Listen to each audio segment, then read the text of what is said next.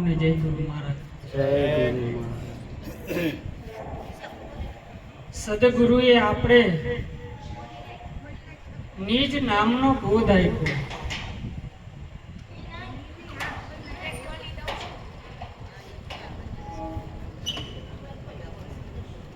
સદગુરુએ આપને નિજ નામનો બોધ આપ્યો. કેમ કે જે નામની પાછળ ઋષિ મુનિઓ, આપણા સંતો ભક્તો આ નામને જાણવા માટે કંઈક મહેનત કરતા. ઋષિ મુનિઓ અનેક વર્ષો સુધી તપ કરતા, પણ આ નામ મળ્યું કેમ કે કોઈ હિમાલય જાય આડ ગાળે, કોઈ જંગલની અંદર જાય, પણ આ નામ મળે એવું નામ ક્યારે મળે?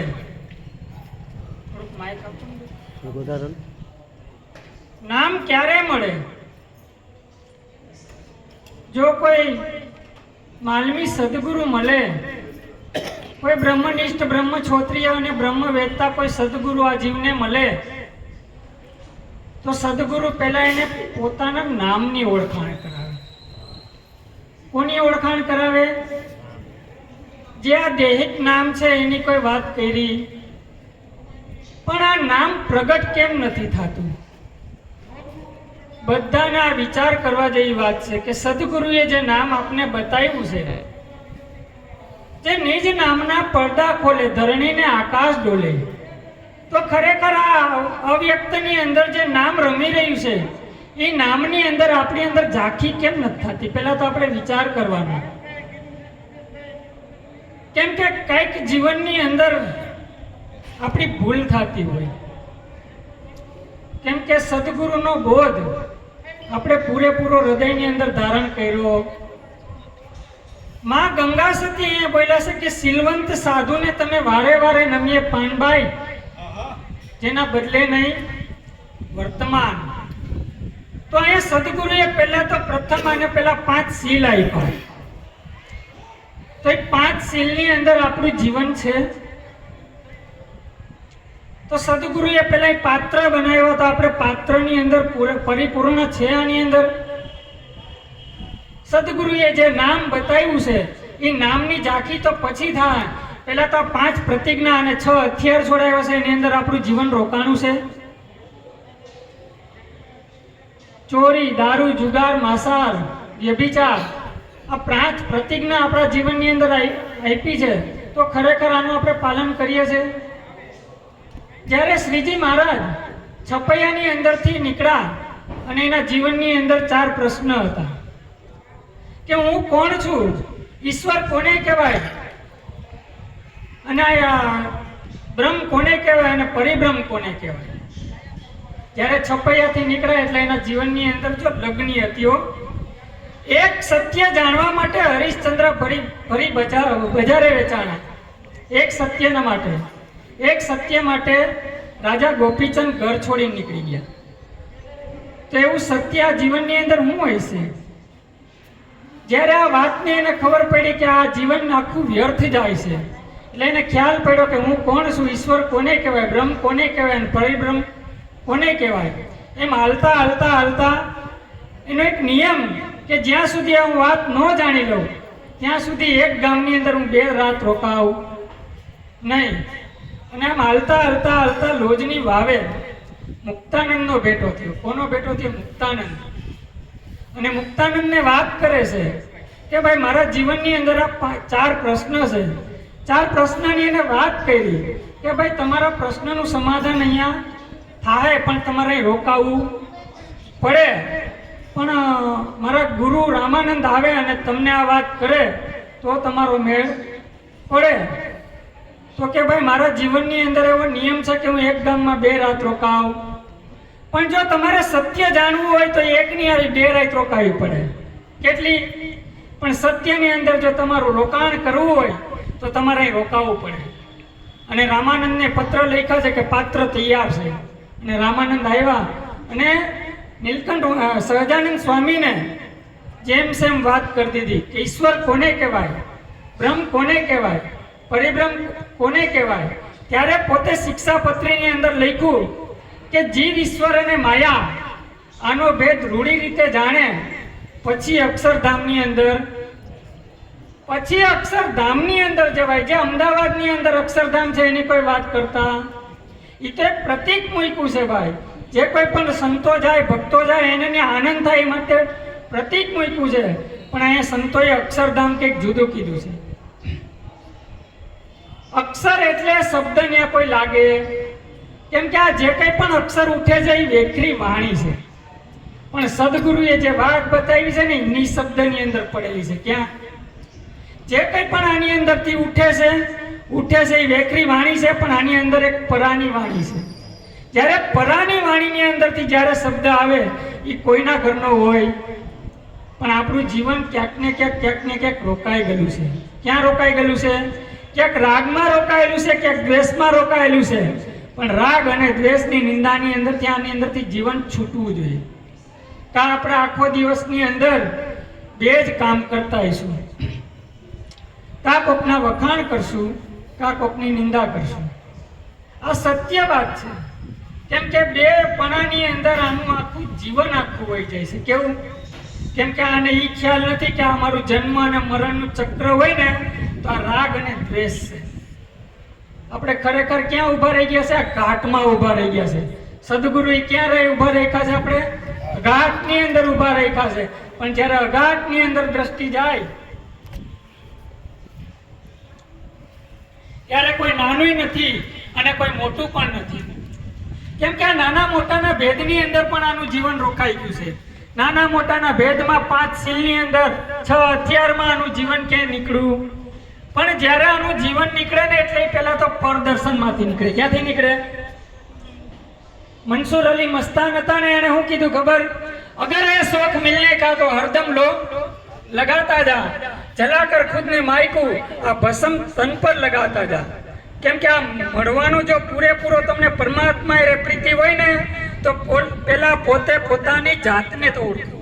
કોને ઓળખવાની વાત કરી? કે અગર એ શોખ મિલને કા તો હરદમ લો લગાતા જા, જલાકર ખુદનું માયકું. લા મન છે ને આનું અનેક વાર કેટલા ઘાટ ઘડી લે છે. એક ઘાટની અંદર અનેક ઘાટ ઘડી લે છે. મનો અનેક ઘાટ ઘડે છે, પણ એ ઘાટની અંદર પાછું ધારણ કરી લે છે. ધારણ કરી લે છે એવું એ પાછું માની લે છે કે આ મેં કર્યું છે. પણ ખરેખર આની અંદર કર્તન કોઈ દૂજો છે. કેમ કે એક જ પાણી, એક જ પથરા, એક નાવન કા આરા, એક મૂર્ત મેને એસી દેખી जिसका રામ કૃષ્ણ પૂજારા. તો ખરેખર આની અંદર રામ કૃષ્ણ પૂજા કરતા છે કે મૂર્તિ કે અલૌકિક કઈ છે ભાઈ? જે રામ કૃષ્ણ જેની પૂજા કરતા એ મૂર્તિ કઈ? એક જ પાણી, એક જ જ્ઞાન છે, એક જ પથરા. આ શરીર બધાના માટીની અંદરથી બનેલું છે. એક જ પાણી, એક જ પથરા, એક નાવનકારા.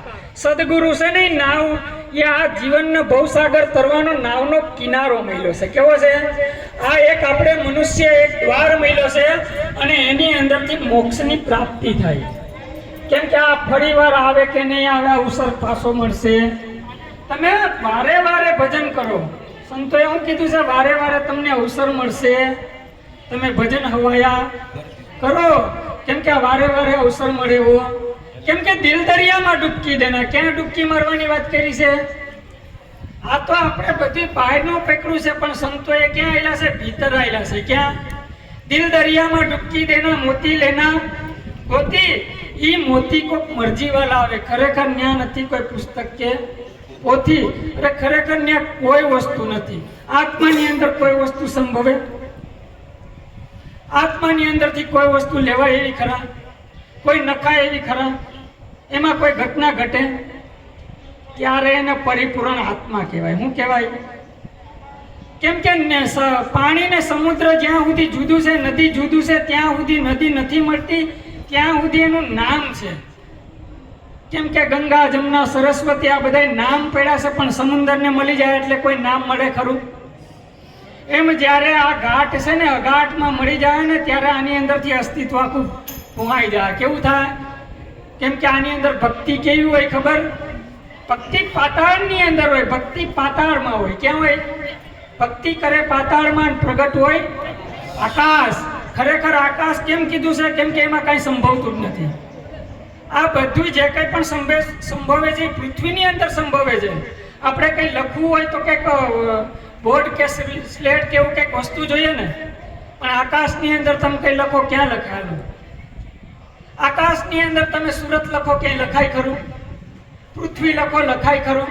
આ દિલીપભાઈ લખો, લખાય ખરું?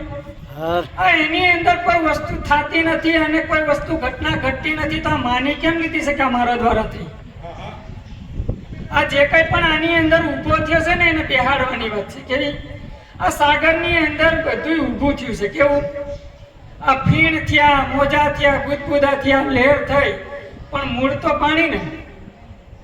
સતાર સાહેબે શું કીધું ખબર? મુझे मेरी मस्ती कहाँ लेके आई, सिवा मेरे अपने कहीं कुछ नहीं, ये सागर, ये लहरे, ये फैन और ये बुदबुदे, चल के सिवा कुछ नहीं. આપણે શું દેખાણું છે?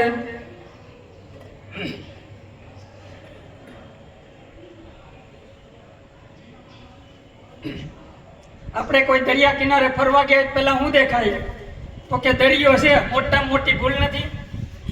એક મમ્મી દીકરો રસ્તામાં હાલ્યા જતા હતા અને છોકરાની આંગળી પકડીને મમ્મી હાલ્યા જતા હતા અને રસ્તામાં એક તળાવ આવ્યું. એ કે મમ્મી કે પાણી. તો કે ના બેટા, તળાવ કહેવાય. છોકરો કે વાંધો નહીં, જેવું આપણે છાપ પડીએ ને એવી આની અંદર છાપ પડી જાય. પછી થોડાક આગળ આવેલા તો કે મમ્મી ને પાણી. તો કે ના બેટા, અને નદી કહેવાય. છોકરો કે વાંધો નહીં ભાઈ. થોડાક હજી આગળ આવ્યા તો કે મમ્મી પાણી. તો કે ના બેટા, અને સમુદ્ર કહેવાય.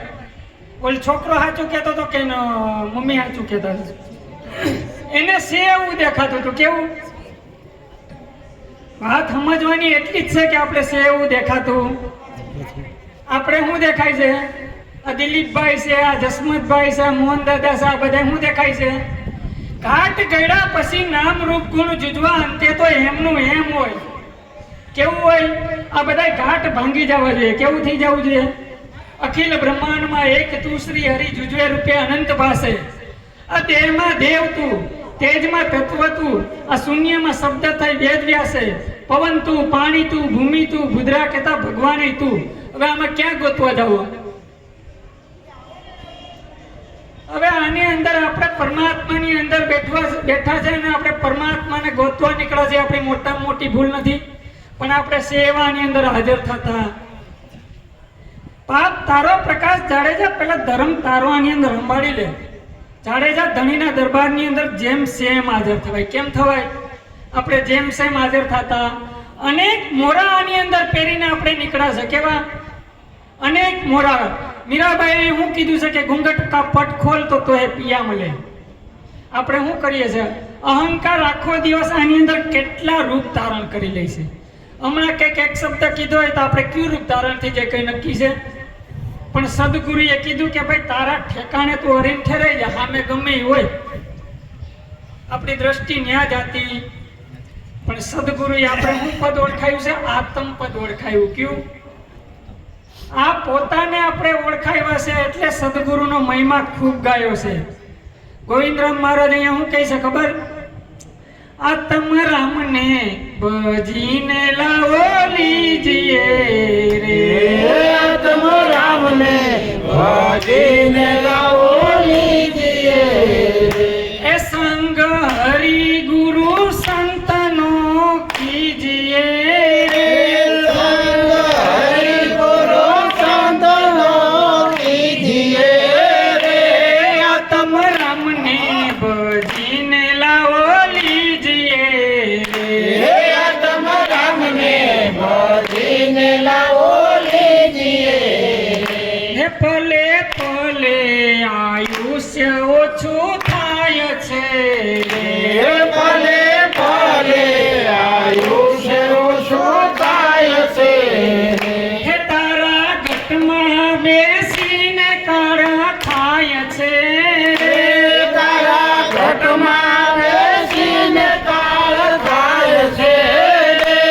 આત્મ રામને ભજીને લાવો લીજીએ આત્મ રામને ભજીને લાવો લીજીએ એ કાન બેરાને આંખે નહીં સૂજશે હે કાન વેરાને આંખે નહીં સૂઝશે હે તારા વાલા તે વેરી જેવા લાગશે તારા વાલા તે વેરી જેવા લાગશે આત્મ રામને ભજીને લાવો લીજીએ હે આત્મ રામને ભજીને લાવો લીજીએ એ કહે ગોવિંદ રામ નર નારને હે કહે ગોવિંદ રામ નર નામને હે પ્રભુ ભજીને ઉતરો ભવા પારજે પ્રભુ ભજીને ઉગ્ર ભવ પાર જોજી હે આત્મ રામને ભજીને લાવો લીજીએ હે આત્મ રામને ભજીને લાવો લીજીએ કોને ભજવાની વાત કરી? કોઈ વ્યક્તિને ભજવાની વાત કરી. કેમ કે સદગુરુએ ઓળખાયું હોય તો ખાલી એક આત્મા ઓળખાયો. કોને ઓળખાયો છે? આ પોતાને ઓળખાવી દીધો. કોને? આત્મ એટલે પોતે. કોને ઓળખાયો છે? સદગુરુએ. સદગુરુ જો આ જીવનની અંદર ન મળ્યા હોત તો આનું જીવન ક્યાં હોત એ નક્કી થઈ જવું જોઈએ. આ રખડતા આપણે આ જિંદગીની અંદરથી આપણે લૂંટાતા કૂટાતા બચાવ્યા હોય ને તો એક સદગુરુ માધ્યમ છે. એનો ગુણ જેટલો ગાય એટલો ઓછો છો. કેમ કે સદગુરુ વિના જીવને કોઈ તારી શકે. આવ્યો પણ જાણ્યો નહીં આ માનવ તનનો મરમ. આ શેર લોટને કારણે તે ભાઈ કોટિક બાંધ્યા કરમ. કેમ કે આ કેવો કીધી છે વાત? ગોવિંદરામ મહારાજે અહીંયા એના જીવનની અંદર આખો સાર કહી દીધો. કેવો કીધો છે? આત્મ રામને ભજીને લાવો લીજીએ. સંગ હરિ ગુરુ સંતનો કીજીએ. સંગત ઉપર સંતોએ ખૂબ ભાર મૂકી. કેવી ભાર મૂકી? માં ગંગા સતીએ કીધું છે કે સંગત કરો તો તમે એવા નરની કરજો જે તરીને ઉતારે ભવપાર અને ભજનમાં હોય ભરપૂર. કેવાનો સંગત કરવાની કીધી છે? આપણે સંગત ઉપર ખૂબ ભાર દેવાનો છે કે મારી સંગત કોઈ જેવા તેવા વ્યક્તિ સાથે તો નથી થતી ને. મારું રોકાણ કઈ કોઈ જેવા તેવા સાથે બેઠક તો નથી થતી ને. કેમ કે મૂર્ખમાં નામ નોંધાયો. જ્યારે સદગુરુ મળે એટલે આની બેઠક ફરી જાય. હું થાય? જે જીવન આમ જાતું હતું એનું જીવન ક્યાં ફેરવી દીધું? ભીતર ફેરવી દીધું. કેમ કે આ પલે પલે આયુષ્ય ઓછું થાય છે. ક્યાં? આજ ભજશું કાલ ભજશું. ક્યારે ભજશું? સીતારામ. કેમ કે આજ ભજશું કાલ કહેતા સમય વહી જાય છે ભાઈ. આ તારા ઘટમાં બેસીને કાળ ખાય. આની અંદર જે શ્વાસ ચાલે છે ને જો એની જાગૃતિની અંદરથી નહીં લઈએ ને તો એ કાળનું સ્વરૂપ બનીને ઊભો જ છે. કેમ કે કાન બેરાને આંખે નહીં સૂજશે. આ કાન બેરા અને આંખે નહીં સૂજશે. કેમ કે અમુક અવસ્થા થાય એટલે કાનના ધર્મો હોય જાય. ગુણધર્મો જે સાંભળવાનો હોય એ ધીમે ધીમે બંધ થાય. આંખનો ગુણધર્મ હોય એ બંધ થાય. જીભનો ધર્મ હોય એ બંધ થાય. આ શરીરના તમામ ગુણધર્મો બંધ થાય. પછી જે આપણા હગાવાલા ને બધા હોય ને આપણી ઘરે ખબર કાઢવા આપતા હોય ને એમાં આપણે હું દેખાય? દોષ દેખાય. હું દેખાય?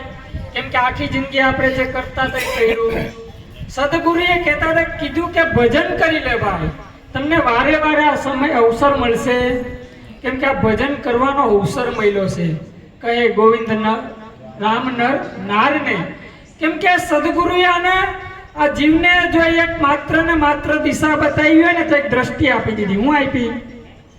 એક ગામની અંદર એક ગુણિકા રહેતી હતી.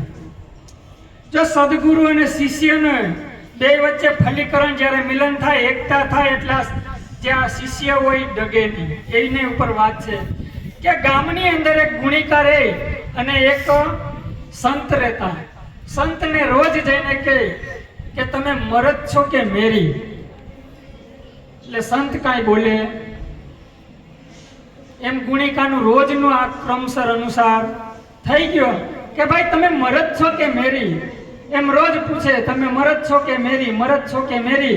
અને એકવાર સંતને ખબર પડી ગઈ કે હવે આ દેહ છોડવાનો વારો આવ્યો અને સંતે જ્યારે ઈ ગુણિકાઈ સમય આવ્યો અને ગુણિકાઈ જ્યારે પૂછવા આવી કે તમે મરદ છો કે મેરી, ને ત્યારે સંતે કીધું બેન ઉભા રહ્યો, તો કે હું મરદ છું મરદ. તો કે તમે એટલા સમય સુધી કેમ ન બોલ્યા? કે હું ગુરુનો બાળક છું, હું કદાચ બોલું કે હું મરદ છું તો કદાચ મારે આ અસ્તિત્વની એવી કળા હોય, સદગુરુ એવી કળા નાખે કે આની પરીક્ષા લઉં અને કદાચ હું ફગી ગયો તો મારા ગુરુની લાજ જાય, મારા ગુરુની લાજ જાય. પણ આજ મારો સમય આવી ગયો છે અને મારો આજ સમય આ દેહ છોડવાનો વારો આવ્યો છે અને હું આજ તને કહું છું કે જા હું મરદ છું મરદ. સદગુરુનો બાળક હોય ને એ ક્યારેય નમાલો હોય, એ એની ખુમારી હોય. કેમ કે ખુમારી કેવી હોય? રણની અંદર ચડે. રણની અંદર કઈ રીતે ચડે? કેમ કે આ પગલા ભરે નહીં, પાછા જેના સદગુરુ હોય સાચા, સાચી હોય જેની ભાષા, એના સદગુરુ હોય સાચા. કેમ કે પાછી પીઠ ન બતાવે. આપણે જરીક કંઈક થઈ ગયું એટલે આપણે એમ કે ઓહો હું તો સદગુરુનું ભજન કરું મને એટલે આપણે આ જ હોય. કેમ કે ક્ષણ અને જે ક્ષણે જે ઘટના ઘટે છે ને એ સદગુરુ આપણી માથે ઘટના નાખે છે. કેમ કે સદગુરુ માથે છે ને અને પકાવે છે. કુંભાર હોય ને એ લીંબાડો પકાવે ને તો એ લીંબાડો પકાવે તો એની અંદર થોડા થોડા અગ્નિ ન નાખે, એની અંદર ભરપૂર અગ્નિ નાખે. કેવી નાખે? ભરપૂર અગ્નિ નાખે ને ત્યારે આ માટલું પાક્યો. કેમ કે સદગુરુ જ્યારે આ જીવનની અંદર મળે ને એટલે આની અંદર અગ્નિ પ્રગટ કરે. કેવી અગ્નિ પ્રગટ કરે? જ્ઞાનની અગ્નિ પ્રગટ કરે. અને આ શિષ્ય કાચો તો ન થઈ જતો ને, આ એ અગ્નિ આની અંદર હરદમ વરસાવે અને હરદમ અથોડા મારે. કેવા મારે? અને હરદમ એના અહંકાર ઉપર સદગુરુ મળે. સદગુરુ જ્યારે આના અહંકાર ઉપર ઘા મારે ને ત્યારે સમજવું કે સાચા સદગુરુ મને મળ્યા. કેવા મળ્યા? હમણાં ભાઈ બોલ્યા ને વાણી કે જોતા રે જોતા અમને મળી ગયા સાચા સાગરના મોતી. આ તો ભાઈ લીલા પીળા મોતી સંતો ભાઈ મારી આ નજરેથી મેળવતી પોરવતી. કેમ કે આ જોતા જોતા આપને શું મળી ગયું ખબર? સદગુરુનું જો આ સ્વરૂપ છે ને એ સદગુરુના સ્વરૂપની અંદર આપણું રોકાણ થઈ જાય ત્યારે સાચા સાગરના મોતી મળી જાય. કેમ કે આ સંસાર છે ને એ સાગર જેવો છે. કેવો છે? પણ એની અંદરથી આપણે મોતીડા વીણી લેવાના હોય. કેવું? મોતીડા ચરે રે હંસો સંતોભાઈ મોતીડા ચરે. સુખને સાગરમાં હંસો મોતીડા ચરે. કેમ કે આ સંસાર સાગરની અંદર આમાં મોતીડા ચરવાના હોય. કેવા? કોઈ સારું કહે તોય ગુરુ મહારાજનો શબ્દ, કોઈ ખરાબ કહે તોય એનો શબ્દ, કોઈ ન બોલાવે તોય રામ રામ, કોઈ ન બોલાવે તોય રામ રામ. જેવું છે એવું છે. પણ આપણે આત્મદ્રષ્ટિ રાખવાની. આત્મદ્રષ્ટિ જ્યારે જીવનની અંદર આવશે ને ત્યારે આનું જીવન છૂટું પડશે. અને આવો સદગુરુનો મહિમા છે. કેમ કે સદગુરુનો મહિમા આપણે જેટલો પણ ગાઈએ ને એટલો ઓછો છે. કેમ કે ખાલ પડાવવું આ શરીર તણી, એમાં સોનેરી રંગ ચડાવવું અને એની મોજડી કરીને મારા ગુરુને પહેરાવવું ને તો મારા ગુરુની તોલે કોઈ ન આવે. આપણે ક્યાં રહી ગયા છે? ગુરુ કે ખારું કરી દે તો. પણ સદગુરુ મહિલાને આ જીવનની અંદર જન્મ મરણનું આ બંધન કાપ્યું છે. હવે આનાથી મોટું તો બંધન ક્યું હોય? આપણે કંઈક કરજો થઈ ગયો હોય તો એ તો કદાચ 2-5 પૈસા કોક પાસેથી લઈને ભૂરી દેવું. પણ સદગુરુએ આ જીવન જે હતું ને આ બંધન, આ જન્મ મરણનું ચક્ર કાપાયું છે. અને એ ચક્રની અંદરથી જો કોક આની અંદરથી પૂડા નીકળી જાય તો ખેંચવાની મહેનત કરવી. અને આની અંદર સદગુરુનો બોધ પલે પલ યાદ કરવો અને જીવનની અંદર જાગૃતિ આવે એવી સદગુરુ મહારાજને આપણે પ્રાર્થના કરીએ. આટલું કહી મારી વાણીને વિરામ આપું છું. સદગુરુના ચરણમાં